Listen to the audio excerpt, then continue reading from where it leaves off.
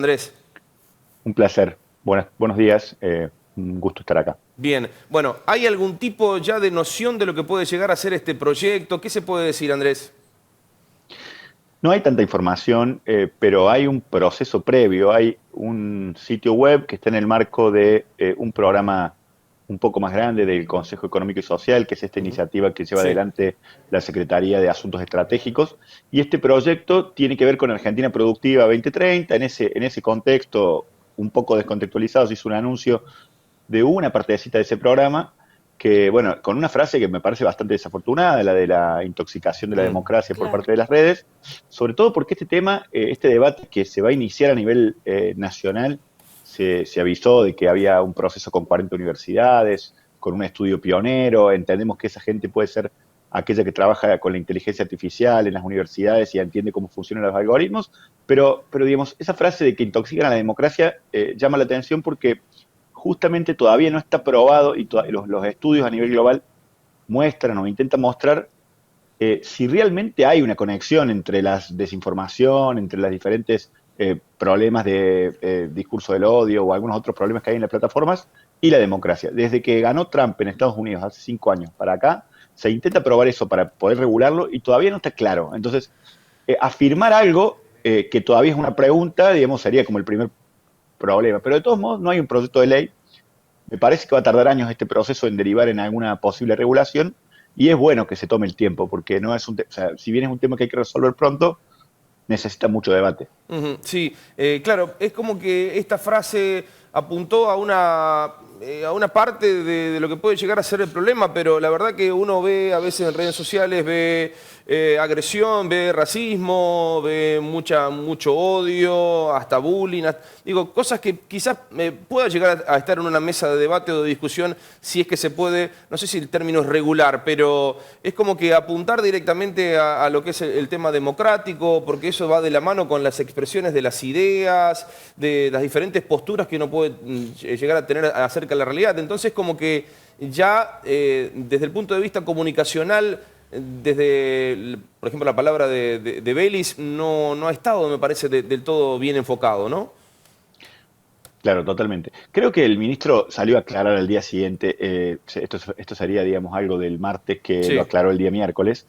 Creo que era un poco más suave lo que dijo al día siguiente y la verdad es que sí, definitivamente que haya alguien que decida qué expresiones dentro del discurso público son válidas y no, y cuáles no, sería eventualmente un problema, sobre todo si lo hace el Estado. Ahora, también es cierto que el estado de situación actual de esto, del discurso público en las plataformas, tiene limitaciones a la expresión. Las plataformas se encuentran primero presionadas por muchos actores para actuar frente a fenómenos de, no sé, desde el negacionismo del terrorismo de Estado hasta discurso de odio, hasta discurso discriminatorio de las diferentes minorías, de los diferentes grupos sociales, protección de la infancia, muchas posibilidades.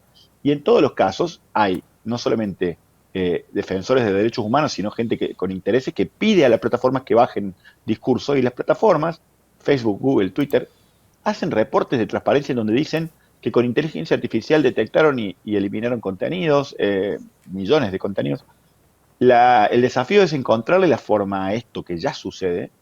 Empresas privadas, el discurso público pasa por empresas privadas que están en otros países, que tienen jurisdicción de otros países y que a su vez tienen esas reglas que son privadas.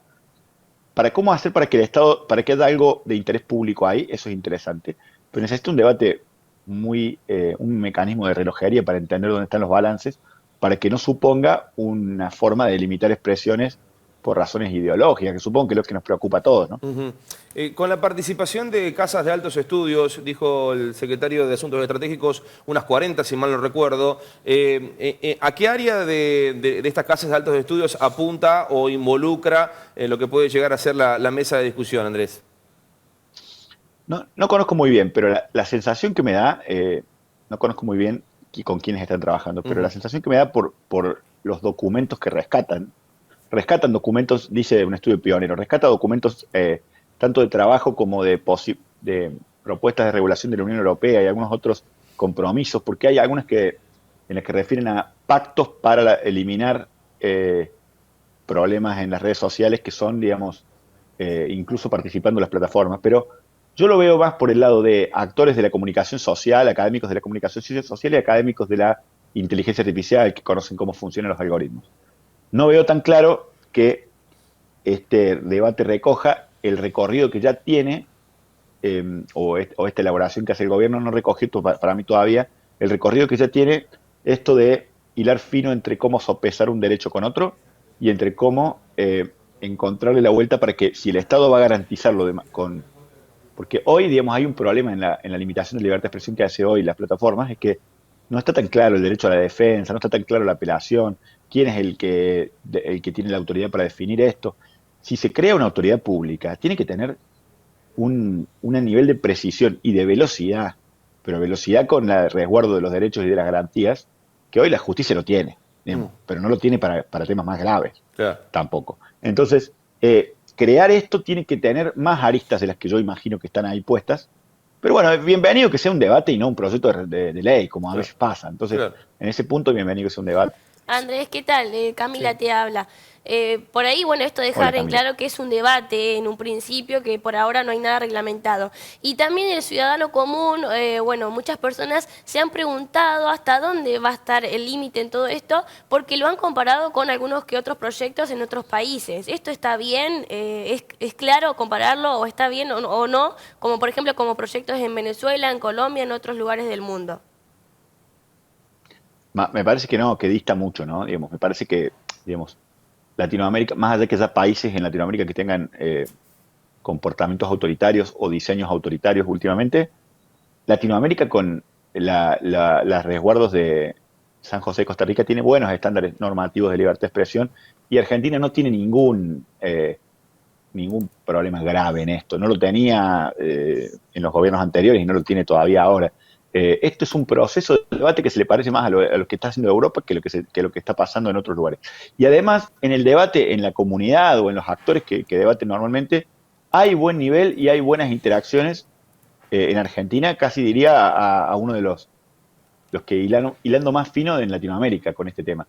En el Senado y en diputados hubo el año pasado debates en donde estaban los presidentes de las comisiones de comunicaciones y el vicepresidente de un bloque y del otro, digamos, o sea, el nivel de sofisticación y de pacifismo de este debate es importante, vale la pena que continúe.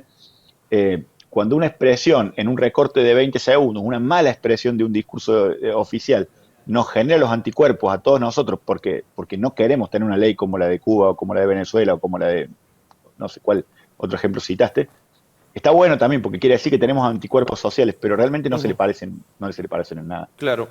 A ver, por ejemplo, yendo un poquito más, abriendo un poquito más el espectro, cuando nos encontramos con la decisión que ha tomado, por ejemplo, Twitter en su momento con Donald Trump, o sea, Twitter Claro. y Donald Trump, dos colosos. El tema de la libertad de expresión en redes sociales, es como que, no sé, en algún punto es contradictorio que se le sancione permanentemente una cuenta, si bien puede tener como cualquier líder político términos desafortunados o atentando contra tal o cual cosa. ¿Cómo lo ves? ¿Qué pensás, Andrés? Claro, exacto. Ese es el estado de situación actual. Tenemos una situación en donde las plataformas son empresas que, si bien no tienen, su negocio no es la censura, vamos a ser honestos, ¿no? Porque, digamos, su negocio es que circule la información y poder tener un mecanismo de remuneración asociado a la circulación de más contenido y asociado a la publicidad. Pero a veces tienen presiones para poder tener determinado nivel de sanidad en el debate, ¿no? Que tiene más que ver con o sus accionistas o sus países de origen o diferentes presiones que se les ejercen. Hay hasta una regulación específica, se llama autorregulación porque son los términos de la plataforma, hasta del anti-tabaco, ¿no? Digamos, o sea, no se puede tan fácilmente decir algo en una red de estas porque hay un montón de reglas. Pero esas no son reglas públicas, sino que son reglas privadas. Ahora, ¿qué pasa? Si un presidente de un país, del país más poderoso, donde está situada, bajo la jurisdicción de esta está situado Twitter, no puede expresarse en esa red social, hay un problema sistémico. No deberían ser empresas norteamericanas o chinas, porque Claro. TikTok es China, digo, las que definen quién se tiene que expresar, y menos sobre un jefe de Estado. Ahora, se agravó más en la guerra de Rusia, porque en la guerra de Rusia tenemos la censura que hacen los estados, la censura que hace Rusia para con la información dentro de su territorio, y la censura que hacen las plataformas occidentales o las plataformas en general sobre los que emiten o medios que emiten incluso RT, ¿no? Digamos, o cualquiera de estos. Claro. Ok, que digan en una etiqueta que es un medio afiliado al gobierno de Rusia, parece razonable que no circulen videos en YouTube o en algún lugar, porque lo emitió tal. Estamos en un problema, digamos, y en ese problema Argentina no tiene mucho poder, porque nuestras empresas de contenido no son globales y nuestras regulaciones vienen un poco después. La verdad que es un debate que hay que situarlo en el contexto que está, porque nos horrorizamos porque el gobierno quiera debatir algo, digamos, a lo mejor tiene que mejorar en su elaboración, pero este es el estado en el que estamos. ¿Hay peligro de la libertad de expresión a nivel global? Sí. La próxima vez que haya una guerra puede desaparecer el enunciante. Hoy Rusia tiene su propio poder de fuego y puede decir, ok, yo cuento mi propia historia. Claro. ¿Qué pasa si Malvinas sucediera hoy? Nosotros podríamos decir nuestra campaña, está bien que cuando fue Malvinas nosotros nos gobernaba una dictadura. Si hoy hubiera una guerra de Malvinas, nosotros podríamos decir nuestra campana. Ese debate me parece interesantísimo. Claro, exactamente. Más teniendo en cuenta que forma parte, digamos, un hipotético, estamos siempre hablando de lo hipotético, un conflicto donde está en el medio un país, una potencia como Gran Bretaña, bueno, integrante de la OTAN y todas estas cosas. Entonces, está bueno trasladarlo. Y alguien que no. Metafóricamente. Una potencia contra alguien que no. Claro. Claro. Está bueno trasladarlo a ese escenario, ¿no? Entonces, bueno, es la verdad que apasionante y por lo que estuvimos charlando, mucho más grande de lo que puede llegar a ser un error en la comunicación de un secretario de Asuntos Estratégicos o un intento o un proyecto para poner a consideración de parlamentarios, de la gente, de cuestiones públicas y demás. Entonces, bien comparto con lo tuyo esto de que vamos a tener por delante varios años en caso de llegar a algún puerto en especial, Andrés, ¿no? Claro, sí, no solamente es mucho más grande, sino que es mucho más lento. Es una evolución que tiene que suceder, porque por otro lado podría pasar que no lo resolviéramos, como otros problemas que también pasan. Tiene que resolverse con mucho trabajo, casi de relojería, decía recién, de múltiples partes, también los interesados, no solamente los que saben del tema, sino los que dicen, yo soy una empresa, no quiero que me impongan esta carga, bueno, pero ¿de qué otra manera lo vamos a resolver? Tiene costos moderar contenidos, esto lo están haciendo las empresas privadas hoy. Estaría bueno que cuando aparezca alguna catástrofe, porque el COVID pasaba lo mismo, la desinformación de COVID también, la autorregulación de las plataformas era la que tenía la responsabilidad de no dejar pasar la desinformación. Pero es como tirarle a un problema con una arma mucho más grande y podés estar eliminando expresiones legítimas. Ahora hay un juego en donde hay gente que pone fotos de frutas dispuestas de una manera que podrían llegar a ser detectadas por los algoritmos como si fueran desnudez explícita o algo, y en realidad son frutas puestas en una mesa, a ver cuánto tarda el algoritmo en bajarla, y el algoritmo la baja. O sea, estamos hablando de que estamos dejando en manos de una inteligencia artificial, de una empresa, problemas que digamos, hoy como no tenemos un problema grave de libertad de expresión, porque realmente Argentina no tiene ese problema, pero ojalá nunca lo tenga, no lo vemos, pero si no tenemos una regulación bien clara, construida en buen tiempo, el día que haya una situación extraordinaria, vamos a necesitar esa regulación y no la vamos a tener. Claro. Exacto. Eso sería. Bueno, la seguiremos, Andrés, entonces. Exacto. Da para rato. Muchas gracias por clarificarnos, por orientarnos acerca de estas expresiones, bueno, que tienen algunos días y que todavía, como bien lo estuvimos charlando, falta demasiado recorrido. Muchas gracias. Gracias, Andrés. Un placer. Siempre a disposición. Un placer.